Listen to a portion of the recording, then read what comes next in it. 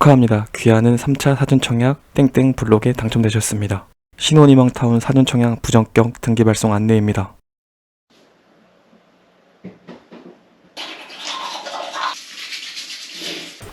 나는 40을 바라보는 30대 후반의 평범한 직장인이다. 또한 아내와 자식을 품고 있는 한 가정의 가장이다. 오늘은 가장으로서 내 집 마련을 위해 노력했던 일들과 겪었던 시행착오 및 경험에 대해 이야기해보려 한다. 지난 21년은 제로금리와 유례없는 유동성의 공급으로 모든 자산들의 가치가 급상승을 이룩했던 시기였다. 비트코인은 연말에 1억까지 갈 것이라는 이야기가 나왔고 해외 주식, 국내 주식할 것 없이 연일 신고가를 갱신했다. 유동성 파티의 수혜는 부동산에도 전달됐다. 특히 21년에는 엄청난 부동산 폭등기가 찾아왔다. 나는 갓 결혼한 아내와 갓 태어난 아이를 둔 내 집이 절실하게 필요한 전세입자로서 그러한 격동기에 한복판에 있었다. 20년 결혼 당시 이미 집값이 비싸서 대출을 해도 주택을 매수할 수 있는 계산이 서질 않았다. 그래서 주택 매수를 포기할 수밖에 없었다. 21년에 주택 가격이 상승하는 것을 보고 이제는 포기가 아니라 주택 매수는 쫓을 수 없는 환상이 되어 내게 빚으로 다가왔다. 집 있는 사람들은 미소를 짓는데 나만 벼락거지가 된 듯한 상대적 박탈감은 정말 큰 충격이었다. 나는 20대 중반부터 일을 시작했다. 큰 월급은 아니지만 10년 넘게 열심히 일하며 저축도 했다. 하지만 10년간 모은 돈으로 절대 집을 살 수 없고 오히려 꿈은 멀어진다는 현실에 정말 속상하고 우울했다. 회사에서 들리는 주변 사람들의 이야기, 퇴근하고 돌아오면 와이프의 주변 사람들 이야기, 모두 집값이 올라서 즐거워하는 이야기였고 나는 저녁밥을 먹으며 돌멩이를 씹듯 속으로 배 아파하고 분노했다. 그렇게 부동산 상승장이라는 버스를 떠나보내고 막연한 처지인 내게 한 가지 희망은 있었다. 바로 주택청약이었다. 다행히 부모님께서 예전에 만들어주신 청약통장이 있었고 나는 부동산 청약 공부를 시작했다. 각종 청약 카페에 가입해서 정보를 얻고 오픈 채팅방에 들어가서 기품을 팔았다. 여러 청약 공고문을 읽어보면서 주요 사항들을 하나하나 체크했고 청약 준비를 했다. 때마침 정부에서는 각종 청약 정책을 발표했고 특별공급이라는 이름으로 신혼부부, 생애 최초 주택 구입자 등에게 혜택을 주었다. 특히 신혼희망타운이라는 이름으로 실시하는 청약도 마련되었다. 처음에는 신혼특공 위주로 청약을 지원했다. 하지만 자녀가 한 명인 나에게 청약 당첨의 문은 높았고 번번이 청약 광탈이라는 고배를 마셨다. 그리고 2021년 11월 과천 주암지구 신혼희망타운 4년 청약 공고가 나왔다. 예나 지금이나 과천은 너무 좋은 지역이기에, 과천은 내가 범접할 수 없는 지역이기에 공고문만 공부하는 차원으로 읽어보고 지원할 생각은 안 했다. 당연히 과천에 거주하는 사람들이 지원하는 1순위 청약에서 경쟁이 종료될 거라 생각했다. 하지만 예상외로 과천 1순위 접수에서 경쟁률이 0.55 정도밖에 되지 않았고 2순위 접수로 기회가 넘어왔다. 즉, 과천에 거주하지 않더라도 청약을 넣을 수 있게 된 것이다. 당시 과천 주암지구는 입주자 모집 공고가 나왔을 때부터 로또 청약이라는 별명을 얻었고 10억 로또 시세 차익이라는 말까지 나왔다. 각종 뉴스 기사에서 이 사실을 알렸고 여러 유튜버들도 앞다투어 이러한 내용을 전했다. 그렇게 나도 청약을 접수하였다. 21년 11월에 모집 공고가 나고 지원을 하고 12월 말에 청약 당첨자 발표를 했다.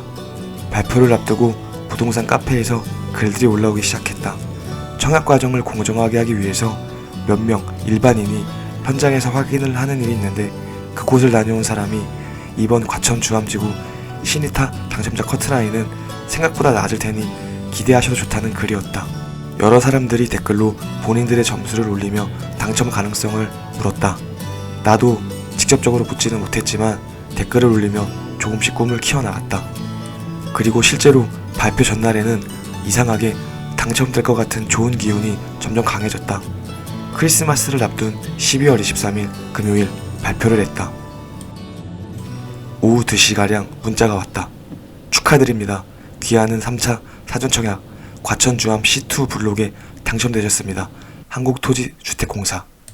그렇다. 당첨이었다. 나는 회사에서 속으로 소리를 질렀다. 그리고 와이프에게 전화를 했다. 와이프는 당시 지인과 함께 육아를 하고 있었는데 내가 당첨되었다는 사실을 전하자 믿지 못했다. 그리고 기뻐했다. 아직 서류 제출이라는 벽이 있기에 주변에 알리지는 않았다. 하지만 가족들에게 말씀드리고 가까운 사람들에게만 말했다. 정말 모두 축하해 주었다. 당첨은 끝이 아니라 시작이었다. 기쁨을 뒤로 한 채 서류를 준비하기 시작했다. 제출해야 할 서류가 많았고 자격 조건을 다시 한번 확인했다. 신혼희망타운은 자산 조건이라는 것이 있었는데 자산이 3억 4백만 원을 초과하면 안 된다는 조항이었다. 이 사실은 전부 다 알고 있었다.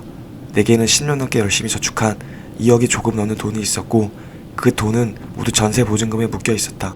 나머지 재산이라고 해봤자 일반 승용차와 주택청약에 들어있는 돈 그리고 약간의 비상금과 소량의 주식이 전부였다. 타이트하게 계산을 해도 3억이 넘지 않을 거라 생각했다. 하지만 이것은 나의 착각이었다.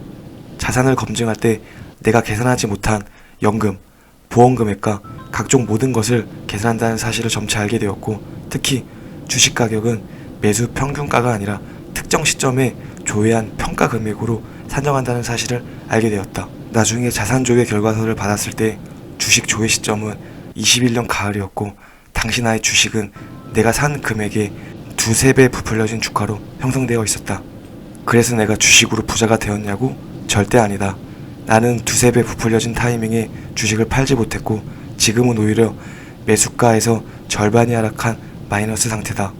그때나 지금이나 내게는 현금이 없고 주식은 가상머니처럼 평가에만 왔다 갔다 할 뿐이다. 물론 이 모든 것은 나의 잘못이다. 나는 결과적으로 청약에서 부적격되어 어떠한 사람의 청약 자격을 앗아갔으며 나 스스로에게도 그리고 아내와 아이에게도 말하지 못할 미안함을 주었다. 내 자신이 정말 부끄러웠다. 가족들에게 기뻐하며 자랑했는데 양가 부모님은 다시 나를 위로해 주느라 바빠지셨고 나는 쥐구멍에 숨고 싶었다. 당첨된 날 기뻐서 치킨 2마리를 사서 집사람과 먹는데 부적격이 될 것 같다는 불안함에 서로 말도 못하고 묵묵히 치킨을 먹었다. 그것이 현실화되었던 것이다. 청약 당첨과 내 집 마련은 모두 신기루였고 내게 남겨진 건 청약 제한 1년과 여전히 무주택자라는 사실이었다. 부적격을 소명하라는 연락이 이듬해 3월에 왔지만 나는 소명하지 않았다. 현 제도에서 내가 할 수 있는 부분이 없었고 나는 돌이킬 수 없는 실수를 범한 것뿐이었다. 그렇게 나는 22년을 보냈고 당해 가을에 전세에서 월세로 보금자리를 옮겼다. 지금까지의 이야기가 내가 로또 청약 10억을 날리고 월세에 사는 이야기이다. 하지만 나의 이야기는 반전이 있다. 23년 정부에서 발표한 특례 보금자리론을 이용해 최근에 주택계약을 맺었다. 물론 오래된 구축이고 넓은 집도 아니지만 그리고 아직 이사를 한 것도 아니지만 그래도 내 가족들이 지낼 수 있는 집을 마련하게 되었다. 갚아야 할 대출 원리금이 까마득하고 걱정되는 통장 잔고와 부동산 하락 흐름이 나를 걱정에 빠지게 하지만 그래도 나는 최선을 다했기에 후회하지 않고 열심히 살아갈 것이다. 그것이 지금 내가 해야 할 일이다. 오늘도 시청해주셔서 감사합니다.